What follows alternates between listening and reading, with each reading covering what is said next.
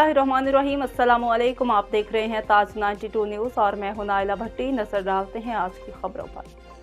ईद के करीब आते ही शहरियों की बड़ी तादाद इफ्तारी के बाद मार्केटों में पहुंचने लगी। खवातीन अपनी पसंद की अशिया खरीदने के लिए शहर के मुख्तलिफ स्टॉल्स पर आने लगी। ऐसे में कराची के इलाके खोखरा पार में भी DHS इंटरप्राइज की जानिब से सैयद एहसन रजा शाह की निगरानी में लगाई गई खसूसी रियायती सेल पर रात देर तक खवातीन की जानिब से खरीदारी का सिलसिला जारी है। पाकोसा टाउन एनम हॉस्पिटल के बराबर में लगाई गई सेल में खवातीन को सस्ते दामों पर ज्वेलरी, कॉस्मेटिक, बच्चों के खिलौने और दीगर अशिया मार्केट के रेट पर कम 50% पर फ्राहम किए जाने लगी। सैयद एहसन रजा शाह का कहना है कि इस वक्त कॉस्मेटिक अशिया पर भारी टैक्स की वजह से चीज़ें बहुत महंगी हो गई हैं, मगर हमारे रियायती स्टॉल पर खवातीन के इस्तेमाल की तमाम अशिया 50% खसूसी रियायत पर दे रहे हैं। खवातीन की बड़ी तादाद इफ्तारी के बाद सहरी तक आकर अपनी ज़रूरियात की अशिया मार्केट की आधी कीमत पर ले रही हैं।